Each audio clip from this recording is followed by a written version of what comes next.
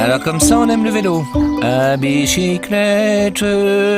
Ou plutôt le vélil à ce que je vois.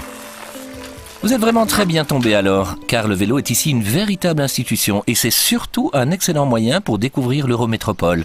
Véloroute, voies vertes, pistes cyclables, itinéraires urbains et les célèbres knooppunts.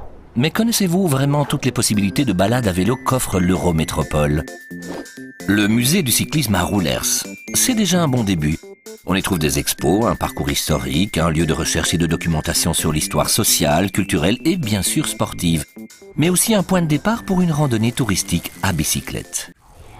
Ah, Paris-Roubaix, la reine des classiques, la dure des durs, l'enfer du Nord.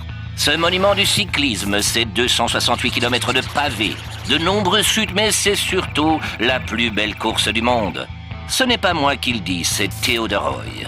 Une course prestigieuse avec des participants tout aussi célèbres comme Eddy Merckx, Bernard Hinault, Tom Boonen. Paris-Roubaix, c'est l'événement sportif de l'année. Dwarsdorp-Vlaanderen, la course préparatoire du début de la saison cycliste, est un événement majeur de la saison.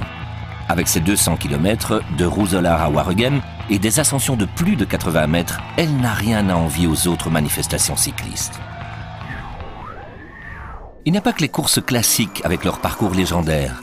Le nouveau vélodrome de Roubaix, appelé Stab, en référence à Jean Stablinski, célèbre coureur cycliste régional et véritable idole de la région, champion du monde sur route en 62 et au palmarès riche comme l'histoire de sa terre natale, est un joyau de modernité.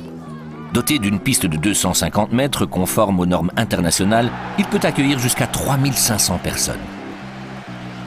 Je ne pense pas me tromper en affirmant que la course n'est pas votre truc là, hein ?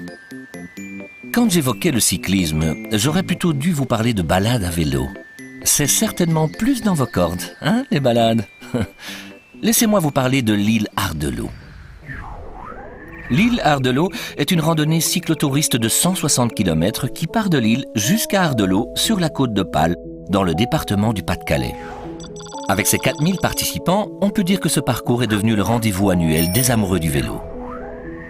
En Wallonie, c'est le beau vélo de Ravel qui rassemble des milliers de personnes. Cette grande fête du vélo se tient plusieurs fois durant l'été dans différents endroits de la Wallonie. Au programme, balade familiale d'environ 30 km, commentée en direct par des animateurs radio-tv, avec des animations et concerts en fin de journée.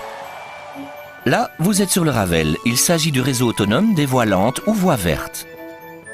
La région wallonne a aménagé des chemins de halage et des anciennes lignes de chemin de fer pour les piétons et vélos dans tout le pays. Pourtant, ça m'a l'air bien organisé tout ça.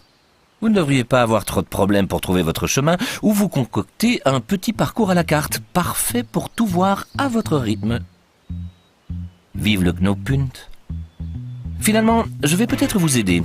Un knooppunt est un point nœud, c'est-à-dire un point numéroté qui marque souvent l'intersection d'une route avec une autre.